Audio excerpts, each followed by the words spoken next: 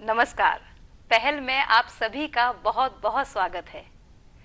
मन की उड़ान की गति बहुत तेज होती है, लेकिन इसकी कोई दिशा नहीं होती।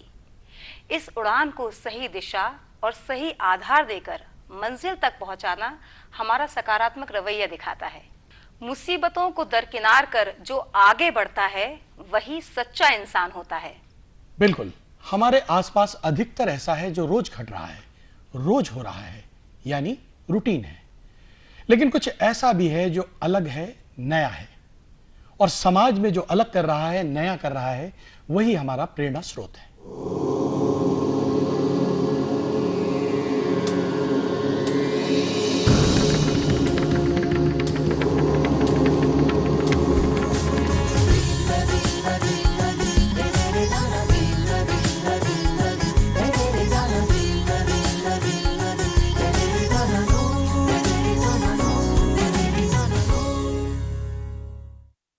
हर जगह भीड़ भाड़, हर जगह लाइन, हर जगह इंतजार। प्रक्रिया इतनी लंबी कि बस दम निकल जाए। वी कांट हेल्प इट, क्या करें, सिस्टम ही ऐसा है। लेकिन नहीं साहब, कुछ लोग हैं जो इस सिस्टम की बेचैनी को समझते हैं और लगातार काम करते रहते हैं कुछ अलग। हम अपनी कल्पना को नए आयाम देते हैं, और ऐसे ही आयाम रचे हैं मध्य प्रदेश प्रदूषण नियंत्रण बोर्ड ने।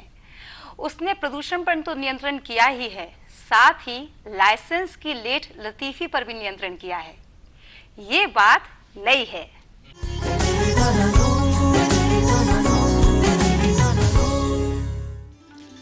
सरकारी कामकाज को लेकर लोगों के मन में तरह तरह के सवाल और उनकी अपनी एक सोच है। कुछ मानते हैं कि ये एक सिस्टम है और सिस्टम अपनी रफ्तार से चलता है। वहीं कुछ लोग कहते हैं कि समय के साथ सिस्टम में बदलाव होना ही चाहिए।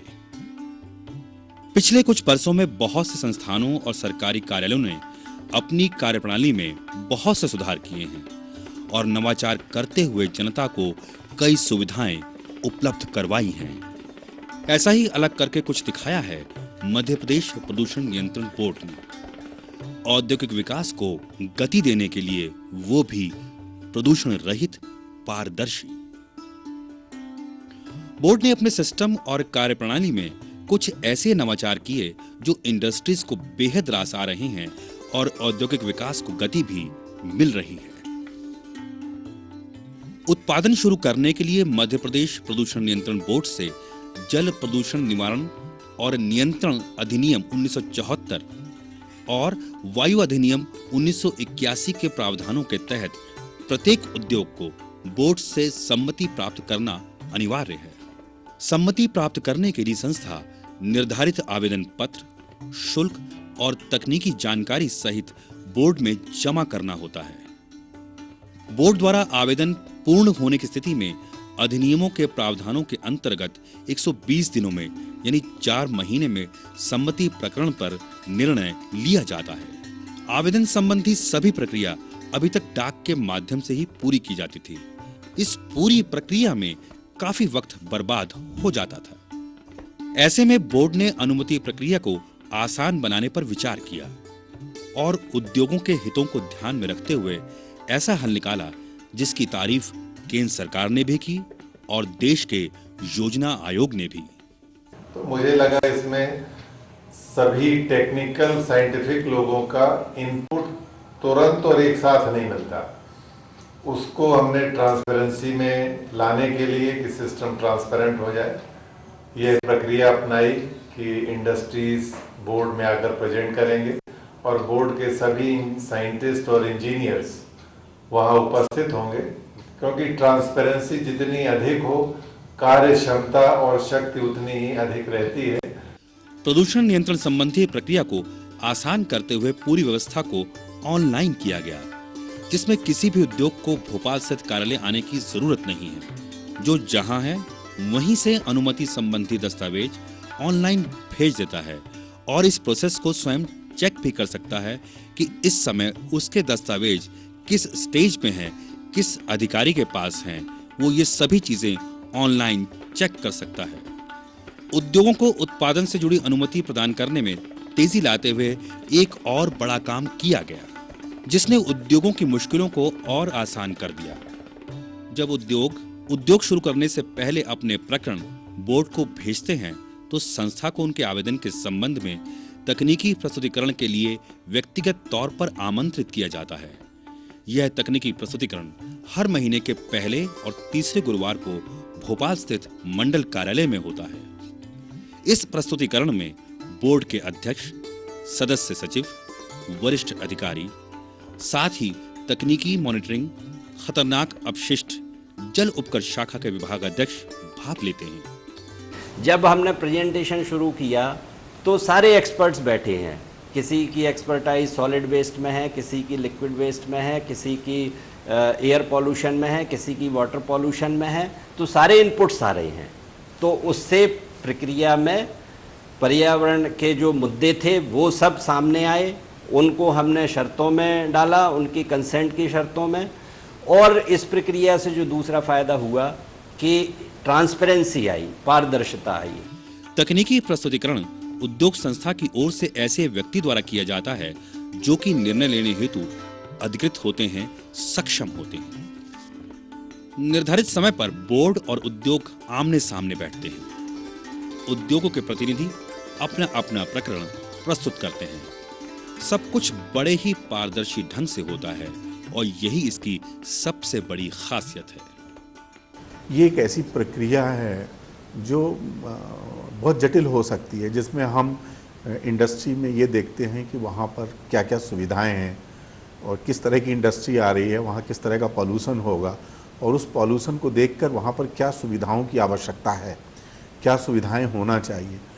तो जिसके आधार पर हम उन्हें कंसेंट देते हैं, उन्हें स्वीकृति देते हैं इंडस्ट्री लगाने के लिए, consent to establish, consent to operate. Good governance के माध्यम से हमने एक ट्रांसपेरेंट सिस्टम एडॉप्ट किया है। ये इतना पारदर्शी सिस्टम है।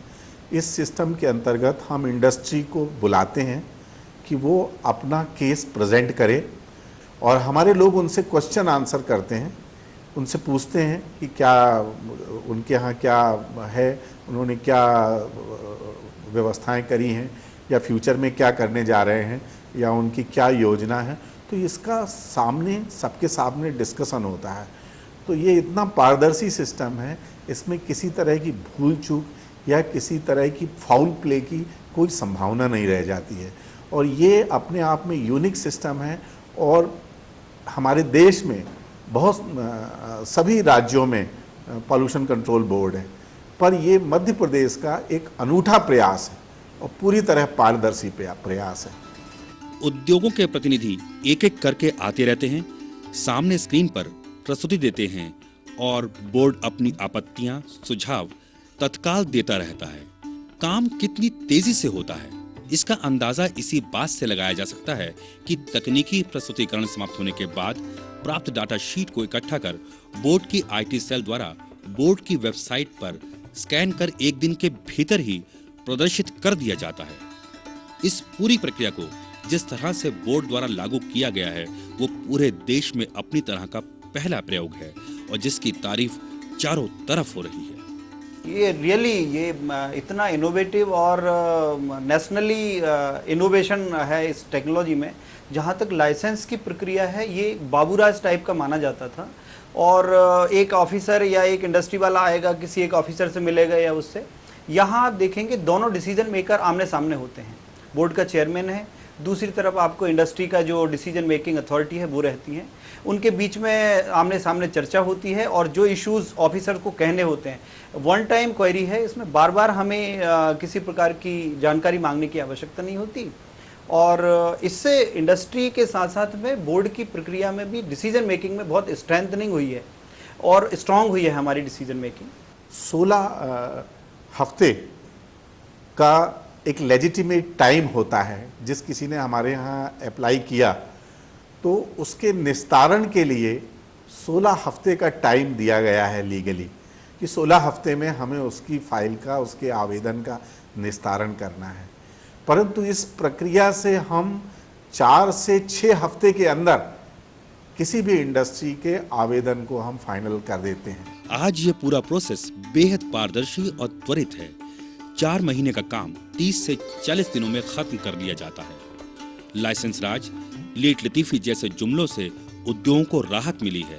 साथ ही ये पूरे देश के अन्य प्रदूषण नियंत्रण बोर्ड्स के लिए भी एक मिसाल है।